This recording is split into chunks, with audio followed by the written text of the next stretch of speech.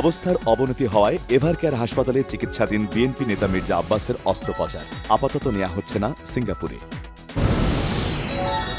হাসপাতালে চিকিৎসাধীন মির্জা আব্বাসকে দেখতে গিয়ে চিকিৎসার খোঁজ নিলেন বিএনপি চেয়ারম্যান প্রধানমন্ত্রী তারেক রহমান।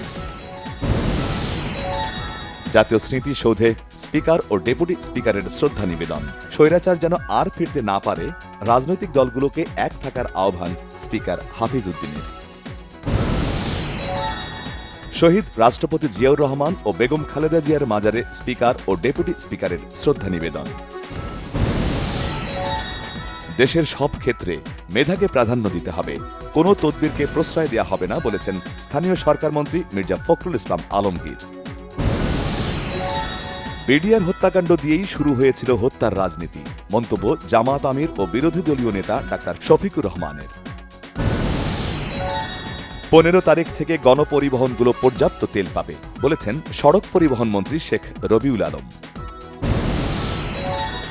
রাজধানীর পাম্পগুলোতে তেলের জন্য দীর্ঘ লাইন, অনেকটা সময় অপেক্ষার পরও চাহিদা মতো জ্বালানি না পাওয়ার অভিযোগ।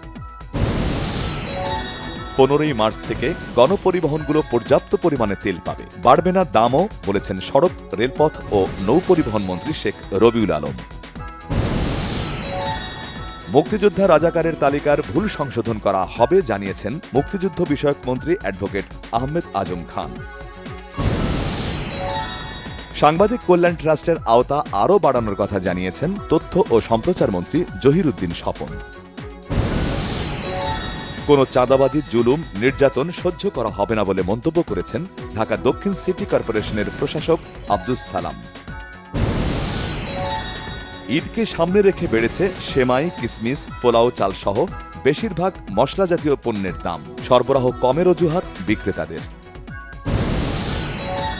ছুটির দিনে জমজমাট 21শে বইমেলা, শিশু প্রহরে ক্ষুদে পাঠকদের জন্য ছিল পাপেট শো আর বায়োস্কোপ। ঈদকে কেন্দ্র করে রাজধানীর শপিং মলগুলোতে জমে উঠেছে কেনাকাটা, দাম নিয়ে রয়েছে মিশ্র প্রতিক্রিয়া। মালদ্বীপের দিগুড়া আইসল্যান্ডে গ্যাস সিলিন্ডার বিস্ফোরণে 5 বাংলাদেশি নিহত, গুরুতর দগ্ধ হয়ে চিকিৎসাধীন আরও 2 জন। হরমুজ প্রণালীতে অবরোধ বহালের হুঁশিয়ারি মজদুবা খামেনির, হত্যার হুমকি নেতানিয়াহুর, ইরানে মার্কিন সামরিক বিমান বিধ্বস্ত। বন্দুক হামলা হয়েছে যুক্তরাষ্ট্রের মিশিগানের একটি ইহুদি উপাসনালয় আর ভার্জিনিয়ায় একটি বিশ্ববিদ্যালয়ে, পাল্টা প্রতিরোধে 2 জন নিহত। বাংলাদেশ ফুটবল লিগে পুলিশের বিপক্ষে মান রক্ষা করেছে মোহামেডান, 1-1 গোলে ড্র হয়েছে ম্যাচটি। পড়ুন গ্লোবাল রিস্ক লিস্ট 2026 অনুযায়ী বলিউড বাদশাহ শাহরুখ খানের মোট সম্পদের পরিমাণ প্রায় 10,800 কোটি টাকা।